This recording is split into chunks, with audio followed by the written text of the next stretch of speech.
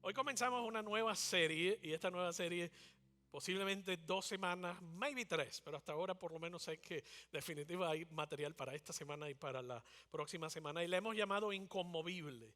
Dígalo conmigo, inconmovible, inconmovible. Cuando tú piensas en algo inconmovible es algo que no se puede mover. Y entonces, la primera semana hoy de la serie Inconmovible la hemos llamado Escombros, escombros. Y es interesante porque vamos a utilizar el capítulo 12 del libro de Hebreos como punto de partida para nuestra conversación hoy. Si tienes tu tablet, tu teléfono o tus notas o tu Biblia, ve buscando el capítulo 12 de Hebreos que vamos a regresar en un rato.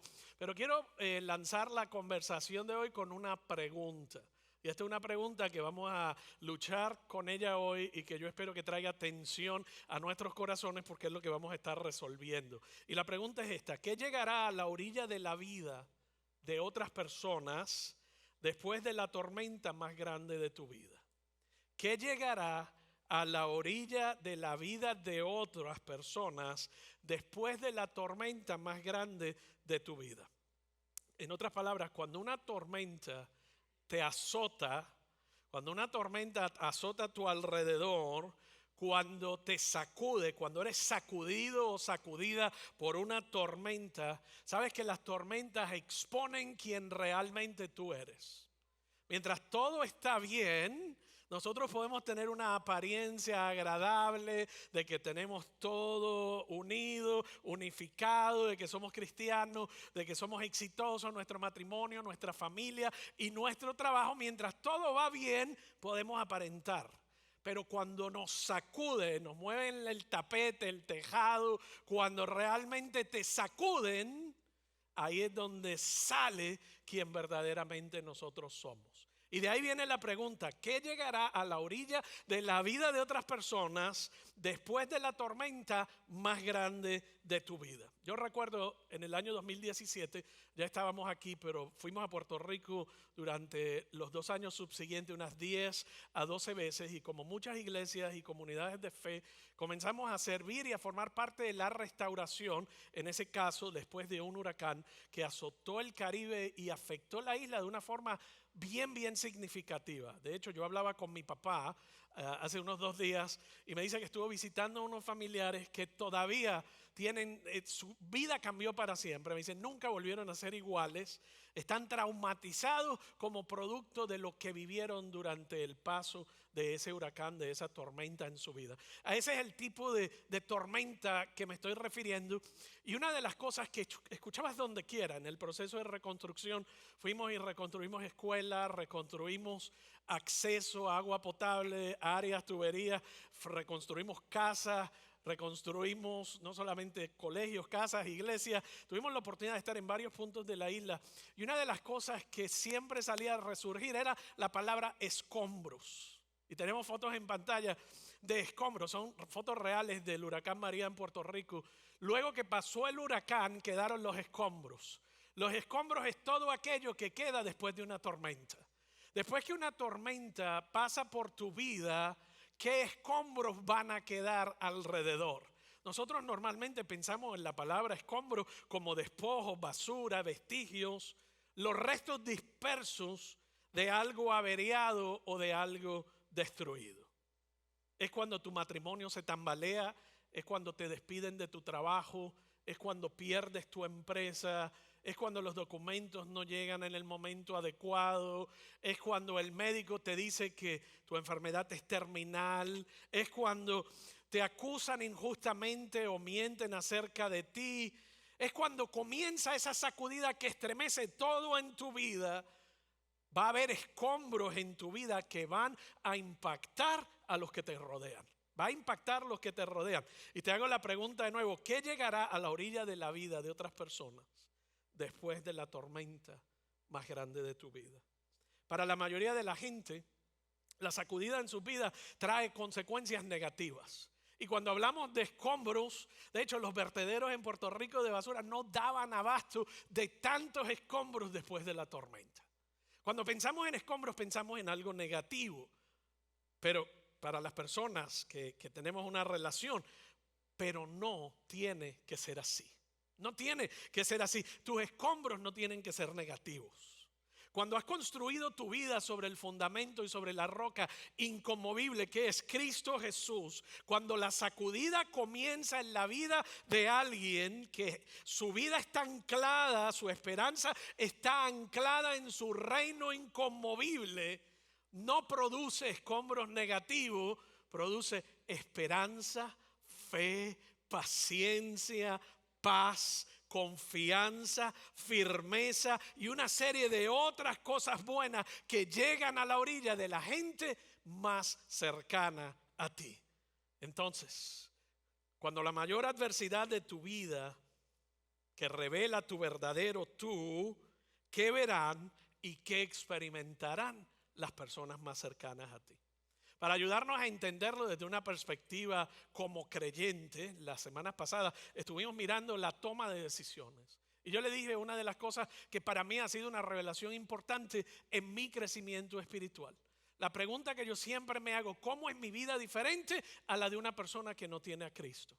¿Cómo mi toma de decisiones es diferente a la de mi compañero de trabajo? ¿Cómo mi vida es diferente a la familia que no tiene a Cristo en mi corazón? Y si yo me derrumbo del mismo modo en que todo el mundo lo hace como persona que no tiene a Cristo, ¿qué me falta y qué oportunidad hay para que yo pueda crecer en mi relación con Dios? La Biblia tiene mucho que decir y sobre todo acerca del tema de la tormenta en tu vida, acerca del tema de ser sacudidos en nuestra vida. Y a ninguno de nosotros nos gusta ser sacudido, pero Dios saca lo mejor de ti en las peores sacudidas. Dios saca lo mejor de ti en las peores sacudidas. De hecho, es un tema central de la Escritura de Génesis a Apocalipsis, la sacudida. Le deberían llamar la gran sacudida. Y vamos a mirar por qué, porque no nos gusta hablar de eso, no vemos el impacto que tiene, pero es un tema central. Y hemos estado viendo tanto el Antiguo Testamento como el Nuevo Testamento que estamos leyendo ahorita. Pronto vamos a leer el libro de Hebreos, pero vamos a mirar cómo la sacudida Dios las utiliza en nuestra vida, por qué se dan, cómo se dan y qué hace Él con ellas. Vamos a mirar el libro de Hebreos. La mayoría de la gente mira el libro de Hebreos, o muchos teólogos, y lo ven como una carta.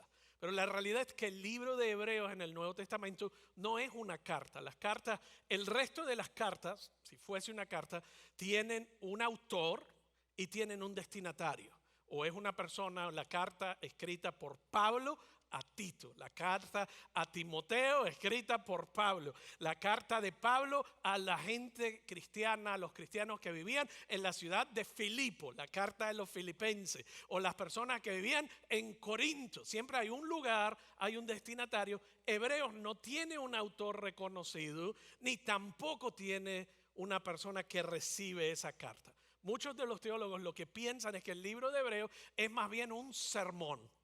Y si fuese así, el libro de 12 capítulos es el sermón más largo y mejor conservado de esa época y del periodo temprano del cristianismo. Piensa que es un sermón por la forma y el estilo literario de cómo está escrito. Y si es un sermón, vamos a mirar que en los primeros 11 capítulos el predicador está desglosando su tesis, y en el capítulo 12 nos da la aplicación completa. Nos da la aplicación completa. Y hoy vamos a empezar del capítulo 12 y casi del final del capítulo 12, pero vamos a mirar varios versos para que entiendas los versos 25 al 29, que son los que me voy a estar enfocando hoy. Del verso 18 al 21 del capítulo 12 de Hebreos, nos da la manera equivocada de enfrentar las tormentas. Nos da la manera equivocada de enfrentar el caos o las tormentas o las sacudidas que vienen a nuestra vida. Ese es del 18 al 21. Del 22 al 25 nos da la imagen de una vida inconmovible. Nos da la imagen de una vida inconmovible. ¿Cómo puedo vivir una vida inconmovible frente a las peores tormentas de mi vida? Y en otras palabras, o salí de una tormenta, o estoy en una, o voy dirigido a una. Pero las tormentas forman parte de nuestra vida. ¿Cómo vivirlo? Y en los versos que vamos a mirar hoy específicamente, vamos a ver el verso 26 al 29, nos muestra cómo conseguir cómo construir, cómo adueñarte, cómo edificar una vida inconmovible. Cómo edificar, cómo construir una vida inconmovible frente a las peores tormentas. En primera instancia, cuando tú miras esos 3 segmentos que te acabo de describir, si los lees vas a pasar algunos detalles por alto, pero voy a darte todos los detalles la próxima semana, y esta semana nos vamos a fijar en simplemente los últimos versos. Y quiero señalarte esos últimos versos del capítulo. Vamos a leerlos juntos y tengamos una mejor idea de qué es lo que les estoy hablando. Tengan cuidado de no negarse a escuchar a aquel que habla. Pues si el pueblo de Israel no escapó cuando se negó a escuchar a Moisés, el mensajero terrenal, ciertamente nosotros tampoco escaparemos si rechazamos a aquel que nos habla desde el cielo. Cuando Dios habló desde el monte Sinaí, su voz hizo temblar la tierra, pero ahora Él hace otra promesa. Una vez más, haré temblar no solo la tierra, sino también los cielos. Eso significa que toda la creación será agitada y removida, en otras palabras, sacudida, para que solo permanezcan las cosas, ¿qué dice? Inconmovibles. Para que solo permanezcan las cosas inconmovibles. Ya que estamos recibiendo un reino inconmovible, seamos agradecidos y agrademos a Dios adorándolo con santo temor y reverencia, porque nuestro Dios es un fuego que todo lo consume. Porque nuestro Dios es un fuego que todo lo consume. Hay tanto y tanto que quisiera decirle de esos pasajes, pero solo te voy a decir 3 cosas. 3 cosas. La número 1, maybe 4 si tengo tiempo, pero te prometo 3. La 1, la sacudida es inevitable. La sacudida es inevitable. Desde el principio de la Biblia hasta el final, te dije hace un momento, habla de la sacudida. Hay 2 temas paralelos. Las sacudidas que parecen tener una causa, relación y efecto. Primero está el colapso creciente de la sociedad humana causado por el pecado y por la maldad. Causado por el pecado y la maldad, que es tan severo que inclusive trastorna el equilibrio de la tierra. De hecho, la Biblia textualmente dice que toda la creación gime. Este caótico desmoronamiento de la raza humana y la incursión del pecado y la maldad proveen y establecen y crean la primera sacudida. La primera sacudida en el plan de Dios, la primera sacudida sobre la tierra. El segundo tipo de sacudida que ocurre continuamente a lo largo de la Biblia es el que vemos en Éxodo capítulo 19. Éxodo capítulo 19, Dios se encuentra con Moisés, un pasaje famoso porque nos da los 10 mandamientos. Él se encuentra con Moisés en el monte Sinaí.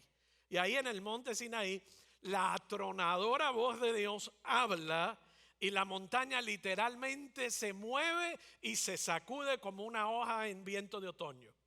Ese es el segundo tipo de sacudida. La justa presencia de Dios, su santa voz, literalmente hicieron que la tierra se estremeciera. Ese es el segundo tipo de sacudida. En Hebreos 12, de hecho, el escritor o el predicador está tratando de despertar nuestro letargo espiritual. El hecho de que yo ignore, el hecho de que no me guste la idea de la sacudida, no significa que deja de ser inminente. Simplemente significa que no voy a estar listo ni lista para enfrentarla cuando la sacudida venga. Él nos está señalando la imagen lesionadora y al mismo tiempo escalofriante de la sociedad humana siendo sacudida por su propia rebelión contra Dios y Dios respondiendo de manera que literalmente también sacude la tierra. Mira, te voy a leer de nuevo el verso 26. Cuando Dios habló desde el monte Sinaí, su voz hizo temblar la tierra, pero ahora Él hace otra promesa. Una vez más, haré temblar no solo la tierra, sino el cielo. Esa última frase es literalmente una cita del Antiguo Testamento del libro de Ageo. Ageo es uno de los profetas menores que leímos en el Antiguo Testamento y él está diciendo el hilo conductor y el tema del sacudión, el gran sacudión, está presente a través de todos prácticamente los libros de la Biblia, o al menos el tema de principio a fin. El escritor del libro de Hebreos nos está haciendo ver este tema bíblico en desarrollo, en el desarrollo de la rebelión humana que desencadena la sacudida de la tierra. De hecho, una de las últimas palabras registradas por el apóstol Pablo fue en su carta a Timoteo, uno de sus discípulos, uno de sus estudiantes, compañero de ministerio, un jovencito, y él le está escribiendo y le dice lo siguiente: Timoteo, es bueno que sepas que en los últimos días, ¿cuándo son los últimos días? Estos son los últimos días. Después de la muerte y la resurrección de Cristo, estamos en la época y en la era. Y fíjate, a tal grado que yo quiero que tú leas conmigo esta carta que él le escribió cerca de unos 1900 años atrás. Habrá tiempos muy difíciles, pues la gente solo tendrá amor por sí misma y por su dinero. Serán fanfarrones y orgullosos, se burlarán de Dios, serán desobedientes a sus padres y mal agradecidos. No considerarán nada sagrado. No amarán ni perdonarán. Calumniarán a otros y no tendrán control propio. Serán crueles y odiarán lo que es bueno. Traicionarán a sus amigos, serán imprudentes, se llenarán de soberbia y amarán el placer en lugar de amar a Dios. Actuarán como religiosos, pero rechazarán al único poder capaz de hacerlos obedientes a Dios. Es una imagen clara de la sacudida. Esa es la sacudida. Nos está diciendo, en otras palabras, los tiempos difíciles no empezaron cuando usted nació. Habían comenzado antes de tú y yo nacer, pero hemos visto una aceleración continua en esos tiempos y una predicción futura bíblica y profética de que van a continuar. Me guste a mí o no me guste. Quizás quisiera yo hablarle del amor y otras cosas más buenas, de la autoestima, pero hoy me tocó hablarte de la sacudida. Para que no duermas y no ignores la realidad de las Escrituras y no te tomen desprevenido y te vuelvas tan loco como el resto del mundo. ¿Está conmigo hasta aquí? No es un mensaje para que salgas de aquí con las rodillas temblando y pierdas el juego de lotería por culpa mía. No. Esto es un mensaje para que usted salga de aquí diciendo: yo sé cómo viene el futuro. No tengo ni quiera que me lean las cartas para que me digan lo que me digan, ni ir donde nadie. Yo sé lo que viene, pero mi roca inquebrantable, inconmovible es Cristo Jesús. Y venga lo que venga, sea mi sacudión personal o sea un sacudión nacional o internacional, yo no tengo preocupación alguna. Claro que viviré las consecuencias, pero sé en quién pararme. ¿Me sigues hasta aquí? Este mensaje se puede utilizar para echarle miedo a la gente y luego hacer un llamado y todo el mundo por miedo responde. Pero esta no es la idea, porque al próximo día vuelven a vivir la vida como de costumbre. El objetivo es, cuando tú llegues a tu trabajo, cuando tú llegues a decisiones sobre tus hijos, sobre tu matrimonio, tú digas: ok, ¿qué aprendí allí? Y cómo mi decisión va a ser distinta. Cómo el sacudión ya no me va a agarrar fuera de base, sino que no importa lo que venga, yo estoy centrado en Él. Voy a sufrir, voy a llorar, voy a pasar dolor. Todo eso es importante procesarlo psicológica y emocionalmente. Pero es bien importante procesarlo espiritualmente. La mayoría de nosotros nos quedamos en el ámbito psicosocial, psicoemocional. Y de ahí no nos movemos porque no tenemos herramienta. Pero la Biblia nos da una herramienta y dice: frente a la tormenta, aquí está. Primero, no te asombres porque te lo dije. Era como lo que Jesús le dijo. De hecho, de tal manera que el salmista nos advierte en el Salmo 46 y nos dice lo siguiente: Dios es nuestro amparo, nuestro refugio, nuestra fuerza. Siempre está dispuesto a ayudarnos en tiempos de ¿qué? Y se oye bien bonito cuando estamos de buena. Pero eso es para los tiempos de dificultad, ese pasaje. Por lo tanto, no temeremos cuando vengan terremotos. No temeré cuando venga el sacudión. No temeré cuando me sacuda el tejado y el tapete. Y las montañas se derrumben en el mar y se hagan una espuma. Que rujan los océanos y hagan espuma. Que tiemblen las montañas mientras suben las aguas. Porque ya tú sabes en quién has de creer. Él no señala acontecimientos en esa poesía y circunstancias inevitables de la vida que van a ser devastadores y traumáticos. La sacudida viene, cómo tú respondes a ella, y lo más importante aún, ¿qué hace Dios a través de esa sacudida? Ese es el segundo punto. Mediante la sacudida, Dios separa lo terrenal de lo eterno. Mediante la sacudida, Dios separa lo terrenal de lo eterno. Ya usted puede pensar que es lo terrenal, ¿sí o no? Vaya pensando que hay en tu vida que es terrenal y que hay en tu vida que es eterno. Y Él quiere inclusive separarlo y lo hace durante la tormenta, durante el sacudión, mientras te sacude. Ya sea que la sacudida sea causada por Dios, o que Él la permita, o la sacudida sea causada por tu propio pecado. Usted sabe que hay sacudidas que llegan a tu vida que son causa de tu propio pecado y por la maldad. Dios las usa para separar lo terrenal de lo eterno. El predicador de Hebreos 12:27 dijo: eso significa que toda la creación será agitada. ¿Usted es parte de la creación, sí o no? Claro que sí. Toda, si usted es parte de la creación, está incluida en la oferta. Eso significa que toda la creación será agitada y removida para que solo permanezcan las cosas inconmovibles. Una forma bien diferente de ver la tormenta, de ver cómo Dios la utiliza. Cuando comience la sacudida, si tu vida está construida, escucha esto bien, sobre cosas terrenales y temporales, te derrumba. Cuando el matrimonio no va bien, cuando te dejan inesperadamente, cuando pierdes el trabajo, cuando los hijos dejan de ser estelares y estrellas y te defraudan porque toman sus propias decisiones. Eso es parte de lo terrenal. Cuando todas nuestras cosas, nuestras áreas son terrenales y temporales, no hay nada que te ancle. ¿Está conmigo hasta aquí? No hay nada que te ancle. Si el fundamento de tu vida está construido sobre las cosas terrenales y no sobre las cosas eternas, no quedará nada, porque solo quedarán, dice la palabra, las cosas inconmovibles, las cosas que son eternas. Ayer estaba tratando de buscar esta ilustración, la encontré, pero era muy larga. Entonces te la voy a contar. Pero si vas a YouTube, vas a un video y le pones cómo rastrillar el trigo. Y te va a enseñar cómo lo hacen todavía algunos países, España, Chile. Había unos videos excelentes. Pero lo que hacen es separar el trigo de la paja. Separar el trigo de la paja.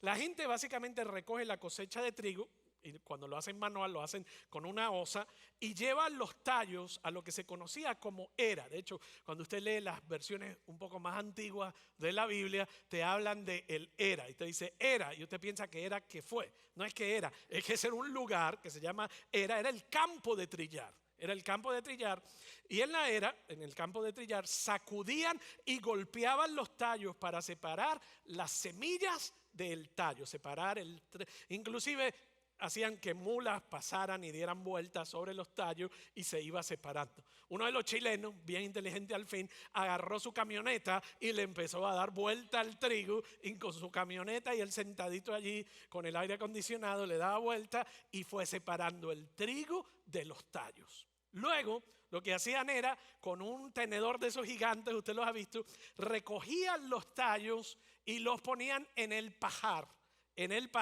Ponían los tallos en el pajar, y una de las cosas que hacía era que colocaban esta era en un lugar donde hiciera viento, para que cuando el viento soplaba se iba llevando los despojos, la basura, los escombros, los tallos, pura paja, ¿verdad? Todavía hay un refrán que dice pura paja, lo que no sirve. Se llevaban lo que no sirve. Y eso era lo que estaba haciendo el granjero, lo que estaba haciendo para separar el trigo de la paja. La paja, ¿qué hacían? Pues o la tiraban o se la daban a los animales. En el caso bíblico dice, la paja va a ser consumida por el fuego. En otras palabras, hay cosas en ti y hay cosas en mí que nos dice Hebreo, tienen que ser separadas. Unas van a ser eternas y otras van a ser consumidas por el fuego. La cosa es, yo no quiero ser consumido por el fuego. Si tú recuerdas, Juan el Bautista estaba hablando acerca de Jesús, capítulo 3 de Mateo, el Evangelio de Mateo, y en el verso 11, él dice, yo bautizo con agua a los que se arrepienten de sus pecados y vuelven a Dios. Pero pronto viene alguien que es superior a mí, tan superior que ni siquiera soy digno de ser su esclavo y llevarle las sandalias. Él los bautizará con el Espíritu Santo y fuego. Todos sabemos ese verso, pero muchas veces nos detenemos ahí y no leemos el próximo. ¿Y el próximo qué dice? Está listo para separar el trigo de la paja con su rastrillo. Ese es Jesús. Dice, Él vendrá a separar el trigo de la paja con su rastrillo, luego limpiará la zona donde se trilla, donde se trilla y juntará el trigo en su granero, pero quemará la paja en un fuego interminable. Dice, este es parte del trabajo de Jesús. Él vino a separar la paja del trigo. Y nosotros como buenos cristianos siempre pensamos en otra persona como la paja y en nosotros como el trigo. ¿Sí o no? Qué bueno que fulano está aquí hoy para que aprenda, ¿verdad? Pero lo que nos está diciendo, Él vino a separar la paja que hay en mí del trigo que hay en mí, que solo Él lo pudo haber depositado. La paja la traje yo, el trigo lo depositó Él. Entonces esto no es para otra persona, sino para nosotros poder ver y estar listos. La sacudida es inevitable. Dios usa la sacudida para separar lo terrenal del entorno de nuestras vidas. Y el punto número 3, hemos sido invitados a un reino inconmovible. Hemos sido invitados a un reino inconmovible. En el verso 28, ya casi terminamos. Ya que estamos recibiendo, dice el verso 28, un reino inconmovible. Ya que estamos recibiendo un reino inconmovible. Muy pocas cosas en este mundo van a sobrevivir la sacudida. Todas las cosas sobre las que construimos nuestras vidas y que pensábamos que eran importantes, que nos traen seguridad hoy día y que nos hacen sentir importantes y amados, como el dinero, la imagen, el poder, la belleza, la influencia, los títulos, la posición, el prestigio, nada tiene valor. Diría yo, le puse aquí en mis notas pura paja. ¿Por qué? Porque no sobrevivirá a la sacudida. No va a sobrevivir a la sacudida. Entonces, ¿cuáles son las cosas? ¿Cuáles son las cosas inquebrantables que van a permanecer después de que venga la sacudida, sobre la que necesito construir mi vida? Y te voy a dar 3. Número 1, el gobierno soberano de Dios. La primera, el gobierno soberano de Dios. ¿Qué significa el gobierno soberano de Dios? ¿Quién manda en tu vida? ¿Quién manda en tu vida? ¿Quién dirige? Si tú dices, pues quien dirijo soy yo, pura paja. Ok, ya aprendí. Si quien mando soy yo en mi vida, ya Dios me está diciendo, no te preocupes, más te lo voy a leer. Salmo 45:6.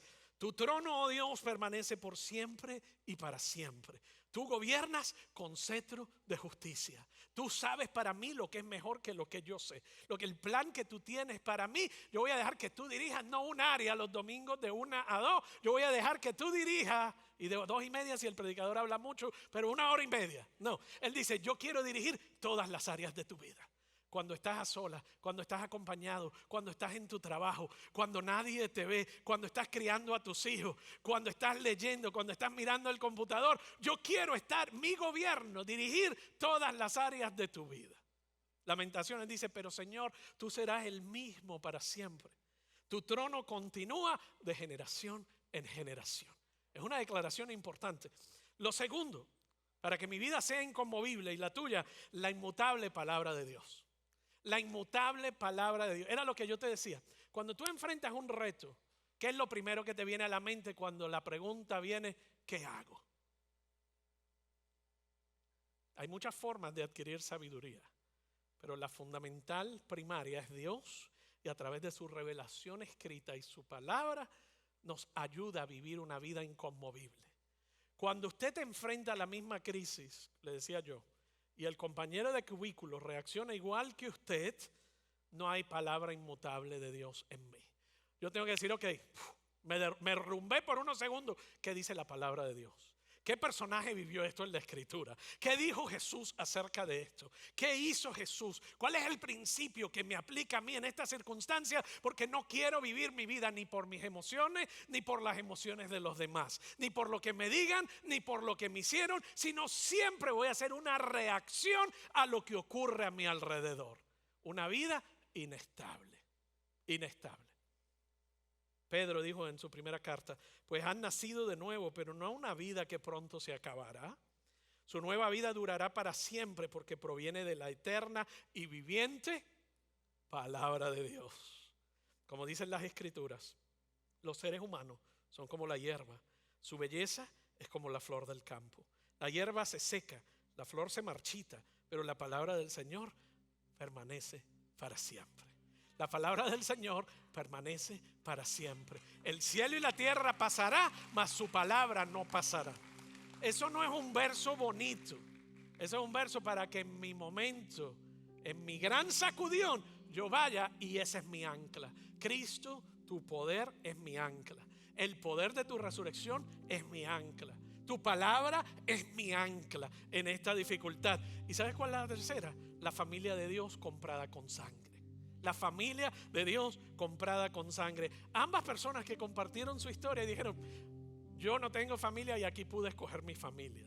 Alguien, además, dijeron Luis Alberto y Olga, dijeron, hemos ahora formado parte de una familia. Esto no es una cuestión psicológica o social. La comunidad cristiana es una comunidad espiritual. La comunidad corriente y silvestre, usted llega a ver qué me dan, con quién hablo, qué conexiones puedo conseguir, quién me va a ayudar en mi negocio, quién tiene influencia, cómo me van a ver, cómo me posiciono como una mejor apariencia. Eso es cuando usted entra a una comunidad humana. Pero cuando usted llega a una comunidad cristiana, la iglesia de Cristo, comprada a precio de sangre, usted entra diferente. Usted dice, yo estoy quebrado, estoy chavado, estoy mal. ¿Y sabes qué? Yo necesito ayuda de Cristo porque por mi propio esfuerzo no lo puedo hacer. Y entonces, ¿cómo yo puedo servir? ¿Cómo yo puedo amar? ¿Cómo yo puedo dar? Esa es la diferencia entre usted entrar a una comunidad común y silvestre y humana y entrar a una comunidad de fe comprada a precio de sangre. Es bien diferente. Por eso Lucas, el médico, en el libro de Hechos, capítulo 20, dijo, entonces cuídense a sí mismos y cuiden al pueblo de Dios, alimenten y pastoreen al rebaño, su iglesia comprada con su propia sangre. Si hay una cosa que el enemigo ha querido destruir durante los últimos 2000 años desde que fue fundada, es la iglesia de Cristo. Y claro que dentro de la iglesia hemos tomado nuestras propias decisiones que no nos han ayudado para nada. Para nada. Pero la iglesia de Cristo, ni las puertas del infierno podrá destruirla, ni el poder de la muerte podrá destruirla. Mateo 16, 18, sobre esta piedra, sobre esta roca construiré mi iglesia, dijo Jesús, y la muerte no podrá destruirla. Entonces, ¿cuál es la respuesta apropiada cuando viene la sacudida? Vamos a ver de nuevo el verso 28. Ya que estamos recibiendo un reino inconmovible, está cambiando nuestro chip y forma de pensar, seamos agradecidos y agrademos a Dios adorándolo con santo temor y reverencia. Adorándolo con santo temor y reverencia. Debemos afrontar las dificultades con un corazón agradecido, adoración reverente y lleno de asombro. Adoración reverente a Él y nunca dejar de maravillarnos ante su poder, su gracia, su amor, su fidelidad y todo lo que Él ha hecho por mí. Gratitud y adoración. La gran sabiduría de ese pasaje. Dios quiere caminar contigo en medio de tu tormenta. Segundo, la tormenta es inevitable y nunca pienses que estás en una tormenta. Bueno, puedes tú haberla creado, pero las tormentas no vienen a tu vida para destruirte como creyente. Las tormentas no vienen como castigo de Dios porque hiciste algo que no le agradó y no hiciste suficiente. Esa es la religión del desempeño, no es el evangelio. El evangelio te dice tú no tienes que hacer nada para ganarte el favor de Dios. Entonces te está diciendo, hay tormentas que van a venir a tu vida, es inevitable. Él va a trillar lo terrenal y a dejar que solo quede lo eterno, pero te está haciendo una invitación para que descanses en el ancla, en el reino y la seguridad inconmovible de Cristo Jesús, tu roca en medio de tu caos, en medio de lo que es eterno. Dios quiere que tú enfrentes tu incertidumbre con un corazón lleno de agradecimiento, y es difícil, es muy difícil, pero tú no agradeces por donde estás, tú no agradeces por lo que estás sufriendo, tú dices, Señor, yo agradezco porque en última instancia mi historia termina en victoria. Yo sé que tú tienes un propósito para mi vida y en cada circunstancia, en cada temporada, en cada reto, es una forma distinta de ver la vida que va más allá de la psicología cultural. Es una forma donde hay vida y vida en abundancia. Amén. Te invito a ponerte de pie y quiero orar por ti mientras Pastor Danny viene y cierra. Señor, gracias por tu fidelidad, gracias por tu palabra hoy. Tú conoces cada corazón que está al alcance de mi voz, y tú conoces las sacudidas que cada uno está viviendo o que ha vivido. Te pido hoy que tu paz, que sobrepasa el entendimiento, te pido que el poder de la resurrección que vive en cada creyente se haga tangible y podamos salir de aquí reconociendo que tú eres un Dios vivo, que caminas con nosotros en medio de la tormenta, en medio de la sacudida, y no hay nada que pueda derrotarte. Y escogemos, seleccionamos, decidimos poner nuestra ancla en ti y no en nuestras emociones, no en el diagnóstico, no en la realidad temporal, sino en lo que es eterno, en Cristo Jesús. Oramos y te pedimos estas cosas. Amén.